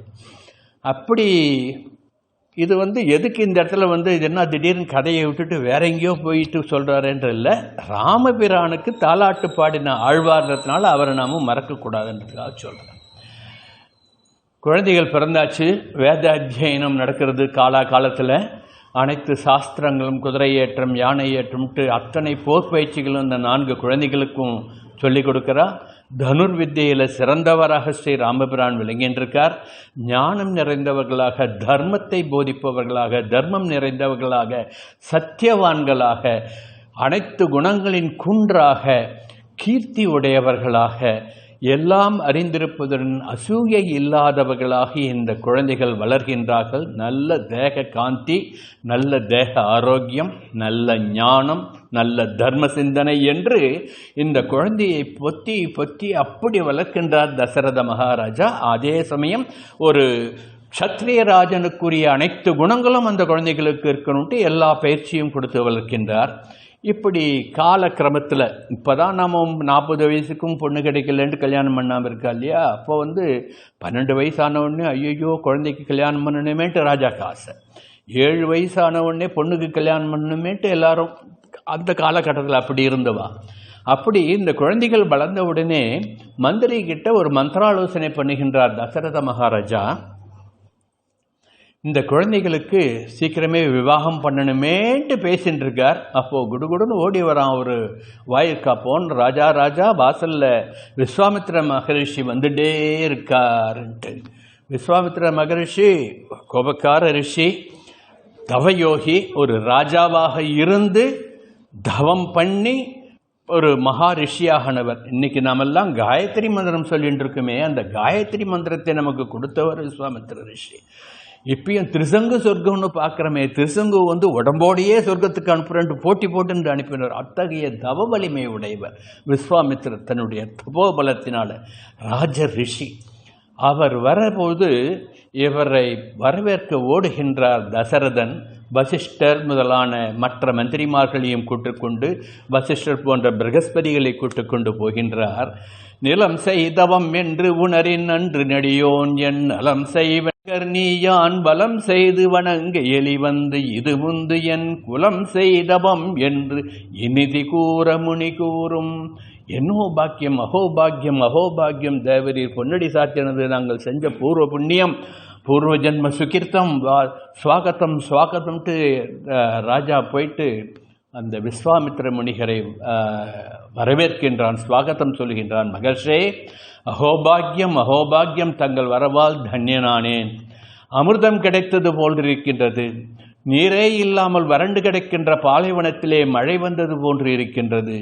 குழந்தை பேர் இல்லாதவனுக்கு குழந்தை கிடைத்தால் எவ்வளவு சந்தோஷம் கிடைக்குமோ அதுபோன்று இருக்கின்றது. நல்ல உயர்வை அடையும் பொழுது ஒருவனுக்கு எவ்வளவு சந்தோஷம் கிடைக்குமோ அந்த அளவு நான் சந்தோஷப்படுகின்றேன். மகாமுனிவரே, உங்கள் வரவு நல்வரவாகுக. ஸ்வாகத்தம் ஸ்வாகத்தம். எவ்வளவு வேலையானாலும், எந்த பெரிய வேலையானாலும், என்ன வேண்டுமானும் கேளுங்கள், செய்வதற்கு சித்தமாக இருக்கின்றேன். இதுக்கு தான் என்ன கேட்க போகிறான்னு தெரியாமல் வாக்கு கொடுத்துடக்கூடாது. ஏற்கனவே ஒருத்தர் வாக்கு கொடுத்து மாட்டின்றார், அது மாதிரி இங்கே இவர் வாக்கு கொடுத்து மாட்டிக்கிறார். என்ன வேணாலும் செய்கிறேன், நீங்கள் எது வேணாலும் கேளுங்க. எனக்கு ஒரு நான் செஞ்ச தவ பலன், என்னுடைய பூர்வ ஜென்ம சுகிர்த்தம், இன்னைக்கு நீங்கள் எங்களுடைய அரண்மனைக்கு வந்திருக்கீங்கன்ட்டு அந்த பிரம்ம ரிஷியை வரவேற்கின்றார் ஸ்வாகதம் சொல்லி. யதாமிருதஸ்ய சம்பிராப்திர் யதா வர்ஷமானுதஹே யதா சத்ரு சதாரேஷு புத்திர ஜன்மா பிரதஸ்ய சாஹ பனஷ்டஸ்ய யதா லாபோ யதா ஹர்ஷோ மகோதயே ததைவாகமணம் மன்யே ஸ்வாகதம் தே மகாமுனே. ஸ்வாகதம் பண்ணி அவரை கூட்டு அர்க்கபாத்தியம் கொடுத்து அவரை தகுந்த ஆசனத்தில் அமர்த்தி வைத்து அவருக்கு எல்லா உபச்சாரமும் பண்ணினார் தசரத மகாராஜா.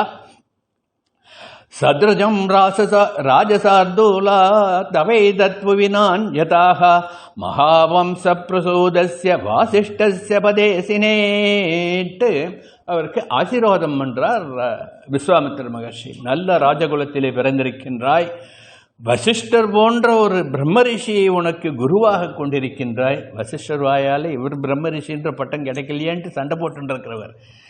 அப்படிப்பட்டவர் வசிஷ்டர் போன்ற ஒரு நல்ல ஒரு பிராமணோத்தமரை நீ உன்னுடைய குருவாக கொண்டிருக்கின்றாய் என்று அவரை ஆசீர்வாதம் பண்ணி, நான் வந்த காரியத்தை சொல்லுகின்றேன்.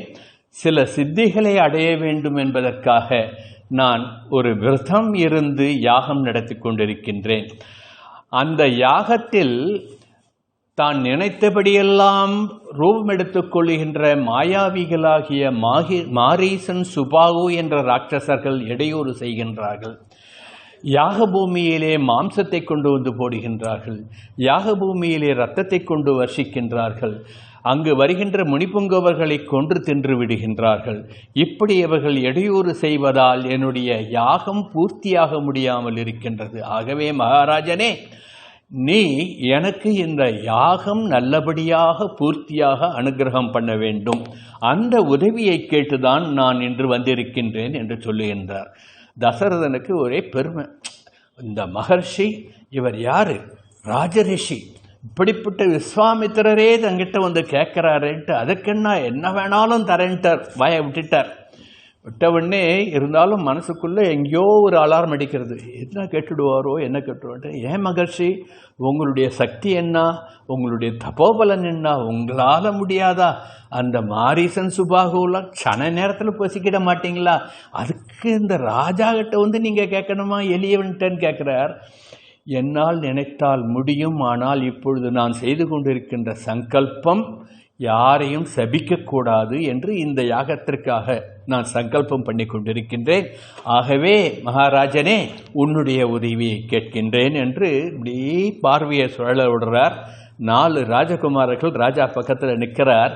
அப்படி பார்த்த உடனே அவருடைய கண்கள் ராமனுடைய அந்த ஸ்வரூபத்தை பார்த்த உடனே வைத்த கண் வாங்காமல் விஸ்வாமித்திரர் ராமனையே பார்க்கிறார்.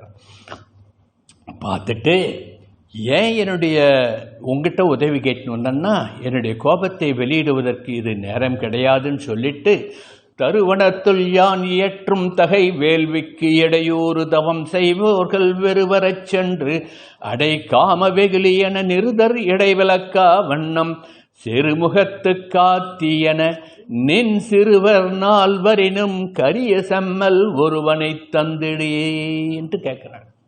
கரிய செம்மல் யாரு என்று உயிர் இறக்கும் கொடுங்கூற்றின் உளையச் சொன்னான் என்று சொல்றார். அவர் சொல்ற வார்த்தை கேட்கும்போது கரிய செம்மல் ஒருவனிட்டு ராமனை பார்த்து இவர் சொல்லும்போதே இவன் தசரத மகாராஜனுக்கு உயிர் போற மாதிரி ஆயிடுத்தான்.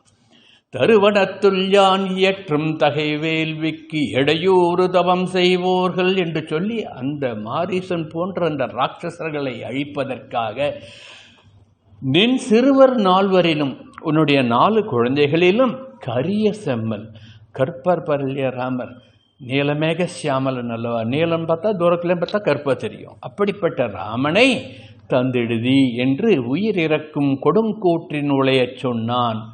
இப்படி இவன் சக்தியையும் உள்ளடங்கிய தேஜஸும் சேர, என்னுடைய சக்தி இந்த ராமனுடைய தேஜஸ் இது ரெண்டும் என் பக்கத்தில் இருந்ததுன்னா எப்பேற்பட்ட எதிரி வந்தாலும் என்னால் சமாளிக்க முடியும். ஆகையினால இந்த குழந்தையை எனக்கு கொடு ராஜசார்தூலா. ராமனுடைய பராக்கிரமத்திற்கு எதிரில் இவர்களை யாரும் ஒன்றும் பண்ண முடியாது. பார்த்திபனே, என் மகன் என்ற பாசத்தால் நீ பயப்பட தேவையில்லை. நான் உனக்கு பிரதிஜை பண்ணி தருகின்றேன், இவனுக்கு எந்தவித கெடுதலும் நடக்காது என்று.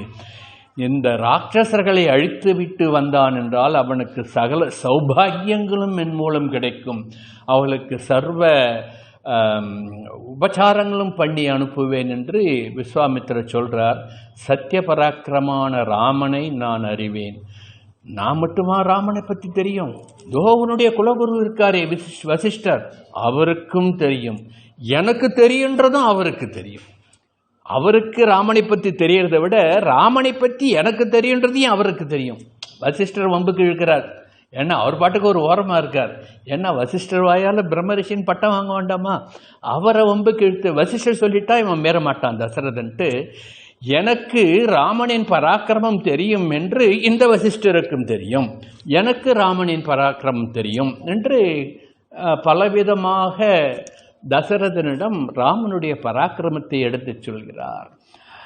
நீ உடனேன்ட்டு உன்னுடைய ராஜதானிகள்கிட்ட, உன்னுடைய மந்திரிமார்கள்ட்ட, உன்னுடைய புரோகிதர்கள்ட்ட விசாரித்து தெரிஞ்சுக்கோ உன்னுடைய ராமனுடைய பராக்கிரமம் என்னன்ட்டு. ஆகையினால என்னுடைய வேண்டுகோளை நீ நிறைவேற்ற வேண்டும் என்று சொல்லுகின்றார் முனிவர்.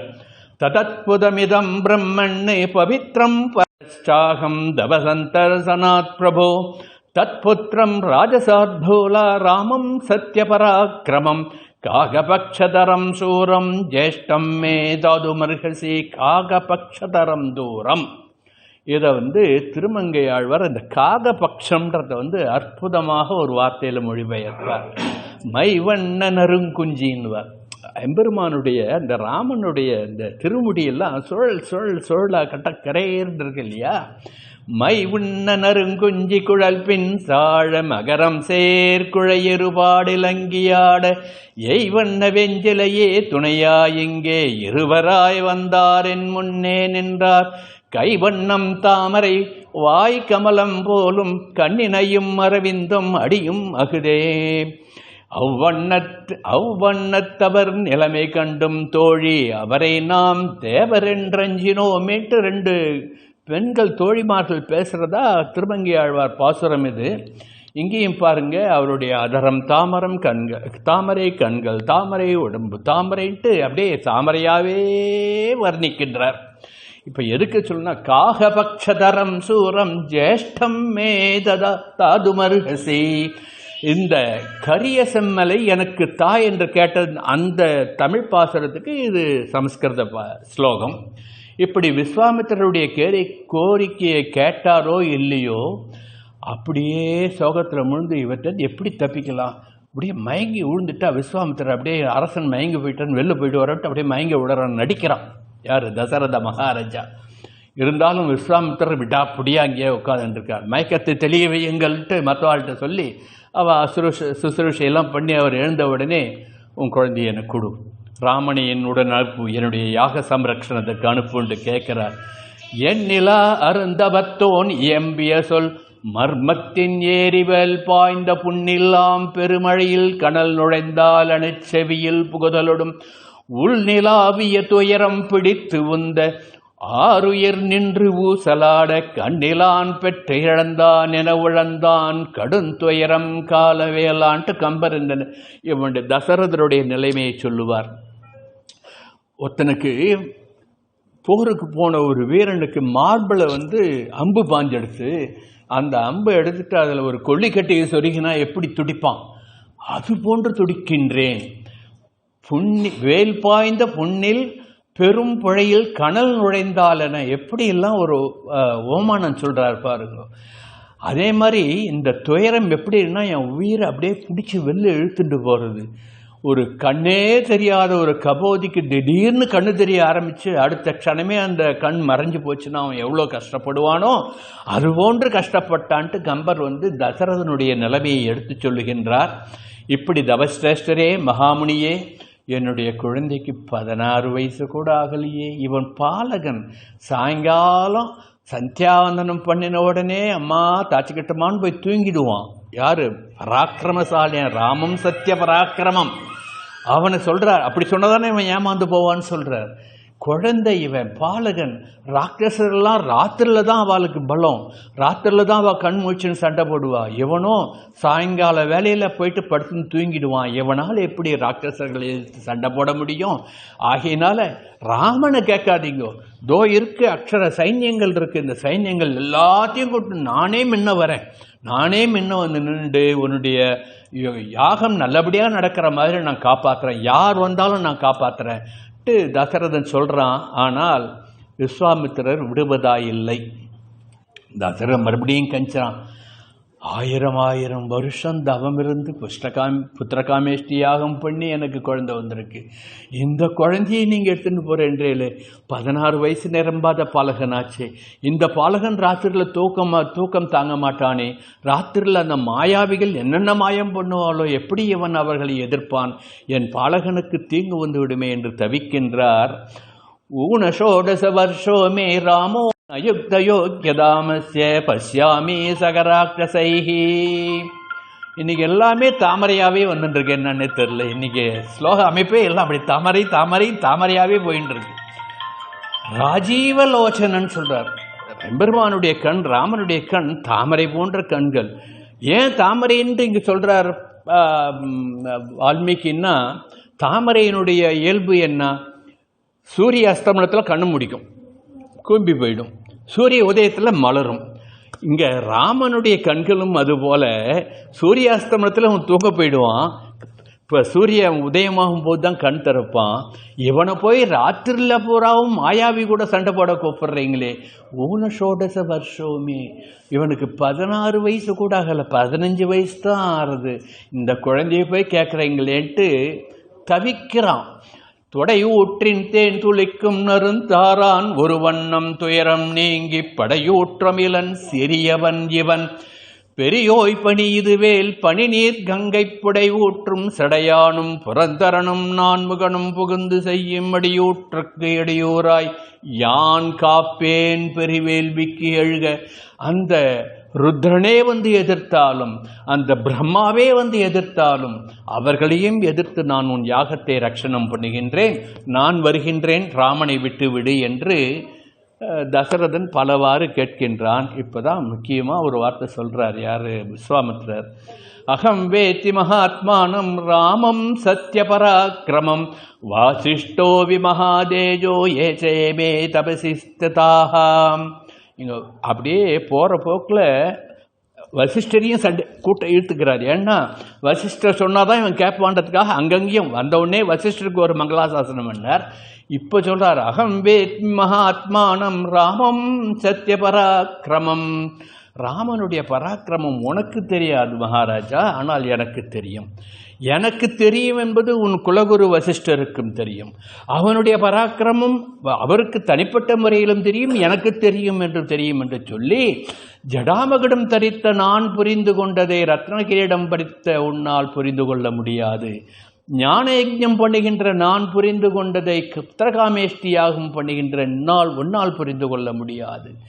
சருகுகளை உண்டு தவம் செய்து கானகத்திலே வாழ்கின்ற நான் புரிந்து கொண்டதை ராஜபோஜனம் செய்து போகத்திலே வாழ்கின்ற உன்னால் புரிந்து கொள்ள முடியாது. ஞானமே பலமாக கொண்டு முக்கிய சத்துருக்களான 10 இந்திரியங்களையும் அடக்கிக் கொள்ளும் நான் புரிந்து கொண்டதை 10 திக்குகளிலும் ரதம் செலுத்தும் வல்லமை உடைய உன்னால் புரிந்து கொள்ள முடியாது. ஒரு குருவை ஆசனத்தின் மேல் அமர்த்தி அவன் கீழே அமர்ந்து தத்வித்தி பிடிபாதேன பரிப்பிரஷ்னேன சேவையா என்று சம்பிரதாயப்படி குருவிடமிருந்து கற்றுக்கொள்ள வேண்டிய நிலை இருக்க, நீயோ சிம்மாசனத்தில் அமர்ந்திருந்து உன் குலகுருவை உன் கீழே அமர வைத்து இருக்கின்றாய் தனியொரு ஆசனத்திலே. இப்படி உன்னை போல் என்னால் நடந்து கொள்ள முடியாது. அது உன் பங்கு, உன்னுடைய பார்வை. ஆனால் என்னுடைய பார்வை ராமம் சத்ய பராக்கிரமன். அவனுடைய பராக்கிரமம் முழுதும் எனக்கு தெரியும். நீ சக்கரவர்த்தி என்ற பெருமையில் சிம்மாசனத்திலே அமர்ந்து கொண்டு வசிஷ்டர் போன்ற குருமார்களை கீழே வேறு ஆசனத்தில் அமர்த்தி இருக்கின்றாய். ஆகையினால் உன்னால் ராமனுடைய பராக்கிரமத்தை புரிந்து கொள்ள முடியாது. ஆனால் தர்பாசனத்தில் அமர்ந்து தவம் செய்கின்ற என்னால் ராமனுடைய பராக்கிரமத்தை புரிந்து கொள்ள வேண்டும். ராஜயோகியான ராஜயோகம் பண்ணக்கூடிய என்னால் ராமனுடைய பராக்கிரமத்தை தெரிந்து கொள்ள முடியும். ராஜபோகியான உன்னால் ராமனுடைய பராக்கிரமத்தை தெரிந்து கொள்ள முடியாது. உன் நிலைமை வேறு, என் நிலைமை வேறு. அகம் வேத்தி மகாத்மானம் ராமம் சத்யபராக்கிரமம். இந்த ஒரு வரிக்கு 100 வித அர்த்தங்கள் சொல்லியிருக்கார் ஒரு பெரியவர். அந்த 100 அர்த்தமும் சொல்கிறதுனா இன்றைக்கி ஃபுல்லாக சொல்லிட்டு இருக்கலாம். அவ்வளோ பெரிய இந்த அகம்பேத்தி மகாத்மானம்ன்ற இந்த வார்த்தைக்கு மட்டும் 100 அர்த்தங்கள் ஒரு தனி புஸ்தகமாகவே போட்டிருக்கா. அப்படிப்பட்ட வாக்கியம். நீயோ நான் ஞானக்கண்ணால் ராமனை பார்க்கின்றேன், நீயோ உன் ஊனக்கண்ணால் பார்க்கின்றாய். ராமாயணம் வேதஸ்ய உபபிரம்மணார்த்தம் என்றபடி வேதம் சொன்னதை இங்கு விஸ்வாமித்திரர் சொல்லுகின்றார்.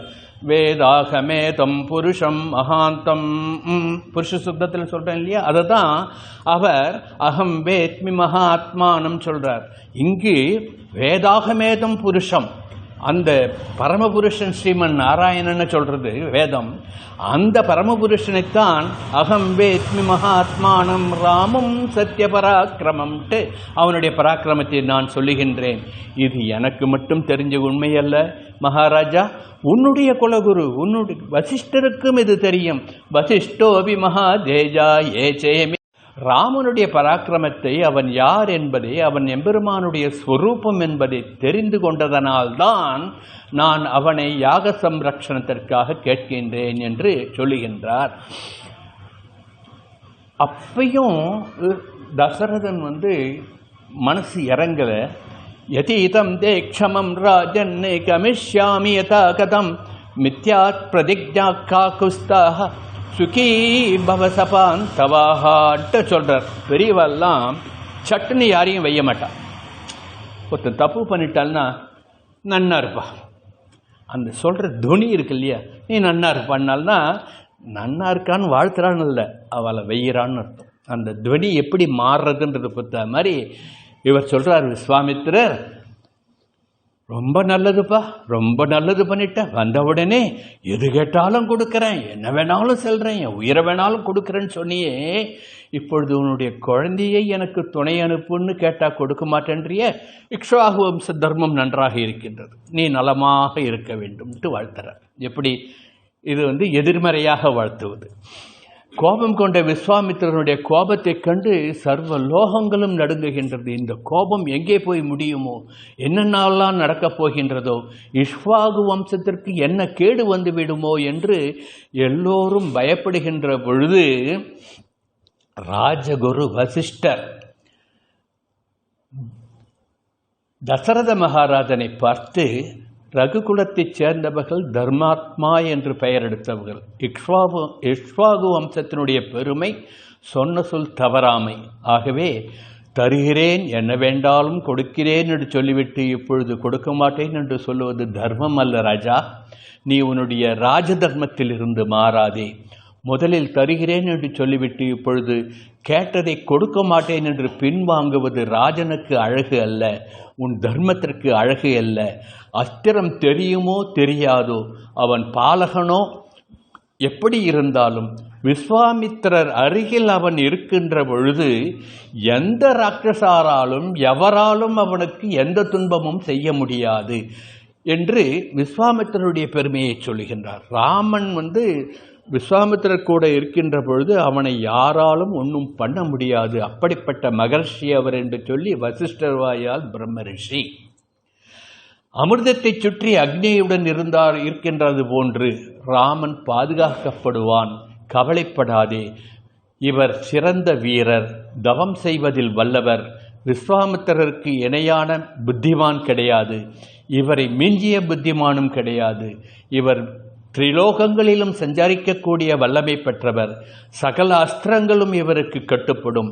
மற்ற சாதாரண மனிதர்கள் போன்று இவரை தெரிந்து கொள்ளாதே. ஏஷோஸ்திரான் விவிதான் வேத்தி திரைலோக்யே சராச்சரே நச்சவேத்யந்தி கேசனோ. தேவர்களோ ரிஷிகளோ அசுரர்களோ ராட்சசர்களோ கந்தர்வ யக்ஷர்வ பிரபரர்களோ எல்லா அஸ்திரங்களையும் புருஷாஸ்வரர் என்ற ஒருவரிடம் ஒரு காலத்திலே ஒப்படைத்திருந்தார்கள். இந்த ராஜ்யத்தை ஆண்டு கொண்டிருந்த காலத்தில் அந்த புருஷாஸ்வரர் அனைத்து அஸ்திரங்களையும் இவரிடம் கொடுத்து விட்டார். அதே போன்று இவருடைய வம்சத்தில் இருந்த ஜயா சுப்ரபா என்ற அழகிய பெண்கள் உயர்ந்த சஸ்திரங்களை உடையவர்களாக இருந்தார்கள். ஜயா 500 குழந்தைகள் பெற்றால், சுப்ராவும் 500 பிள்ளைகளை பெற்றால். சுப்ரா பெற்றது மாயாவிகள், அரக்கர்கள் போன்று எந்த வேஷம் வேணாலும் போட்டுக்கொள்ளக்கூடியவர்கள். அப்படிப்பட்ட பலம் பொருந்திய மாயாவிகளையும் அடக்கக்கூடிய அஸ்திர சஸ்திரங்களை அவர்கள் இந்த முனிவரிடம் கொடுத்து இருக்கின்றார்கள். ஆகவே இந்த வம்சத்தில் வந்த குசிகபுத்திரனான விஸ்வாமித்திரர் புதிய அஸ்திரங்களையும் உண்டு பண்ணும் வல்லமை உடையவர். அத்தகைய சமர்த்தனார இவருடன் நீ உன்னுடைய குமாரனை அனுப்பினால் நல்லதுதான் நடக்கும். நதேவோ ருஷயக்கே சென்னு நாசுரா நாச்சராட்சசாக கந்தர்வயக்ஷ பிரவாரா சுகின்னர மகோரகாக.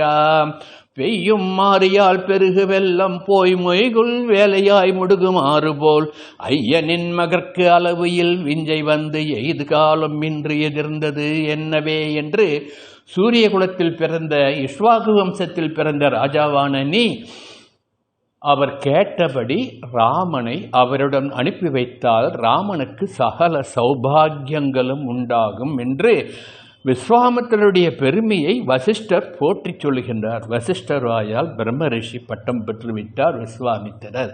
குருவின் வாசகம் கொண்டு கொற்றவன் திருவின் கேள்வனை கொணர்ன் என்று வருக என்றனன் எண்ணலோடும் வந்து அருகு சார்ந்தனன் அறிவின் உம்பரான் வந்த நம்பியை தம்பி தன்னோடும் முந்தை நான் மறை முனிக்கும் காட்டி நல் தந்தை நீ தனித்தாயும் நீ இவர்க்கு எந்தை தந்தையென இயைந்து செய்க என்று ராமலக்ஷ்மணர்களை அழைத்து வந்து இனி இவர்களை உன்னிடம் ஒப்படைத்து விடுகின்றேன். இனிமேல் இவர்களுக்கு தாயும் நீயே தந்தையும் நீயே, இவர்களை காப்பாற்ற வேண்டியது உன்னுடைய பொறுப்பு என்று சொல்லி ராமலக்ஷ்மணர்களுடைய கையில் ரக்ஷை கட்டி அந்த காப்புடன் அவர்களை விஸ்வாமித்திர முனிவர்களுடன் அனுப்பி வைக்கின்றான் தசரத மகாராஜா. விஸ்வாமித்ரோ யயா வாக்தே ததோ ராம மகாயசாகா காகபக்ஷதரோ தன்வீம் சதௌமித்ரீ ரன்வகாதே அண்ண தம்பியும் தானும் ஐயனாம் மன்னன் என் உயிர் வழி கொண்டால் என சொன்ன மாதவன் தொடர்ந்து சாயை போல் பொன்னின் மாநகர்புரிசை நீங்கினான். இப்படி ராமனும் லக்ஷ்மணனும் விஸ்வாமித்திரர் முன்னே சொல்ல அவரை தொடர்ந்து செல்லுகின்ற நிழல் போன்று அவரை தொடர்ந்து அந்த நகரை விட்டு சென்று அவருடைய யாக பூமிக்கு செல்கின்றார்கள் என்று இன்றைய உபன்யாசத்தை இந்த அளவிலே முடிக்கின்றேன். நாளைக்கு என்ன நடக்கின்றது நாளைக்கு அனுபவிப்போம். கவிதாக்கிய சிம்மாய கல்யாண குணசாலினே ஸ்ரீமதே வெங்கடேசாய வேதாந்த குரவே நமஹ.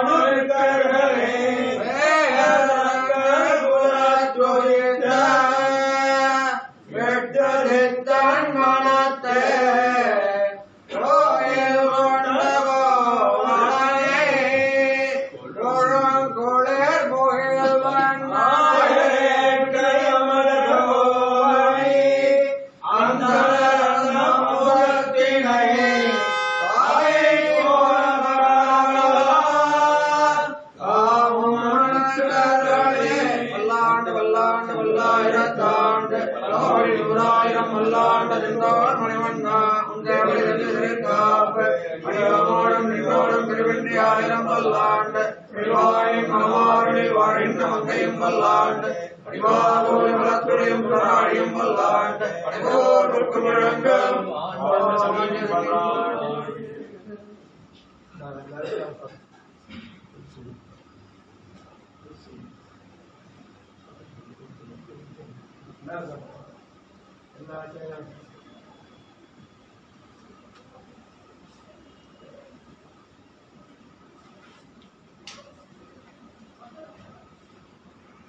वेदमार्ग प्रतिष्ठापनाचार्य सर्वतंत्र स्वतंत्रो वेदांताचार्य श्री भगवद रामानुज सिद्धांत निर्धारण सार्वभौम श्री रंगनाथ दिव्यमणि पादुका देवक निगमांत महादेवी அருளப்பாட் ஆதிவத்ரவு இதீந்திர மகாதேசியன் அருளப்பாட் சஷ்டபராங்குச இதீந்திர மகாதேசியன் அருளப்பாட் ஸ்ரீ ஸ்ரீனிவாச இதீந்திர மகாதேசியன் அருளப்பாட் ரங்கநாத இதீந்திர மகாதேசியன் அருளப்பாட் வேதாந்த தேசிய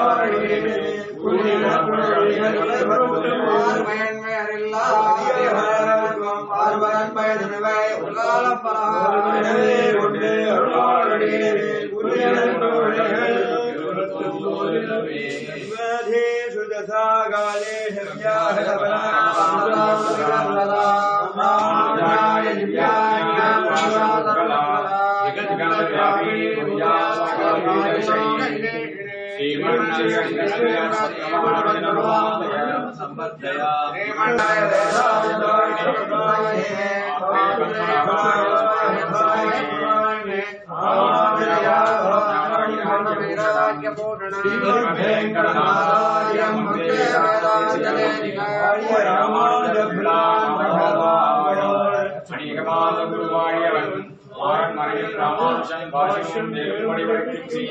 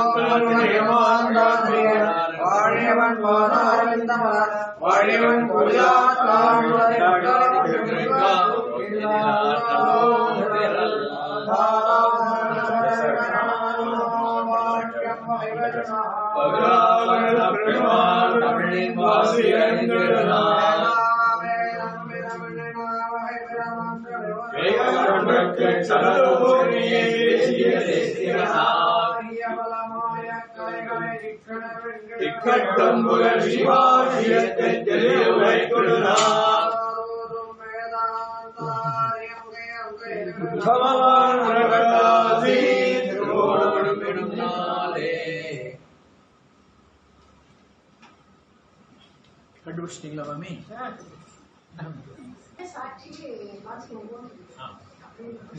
லக்ஷ்மண் ரேகா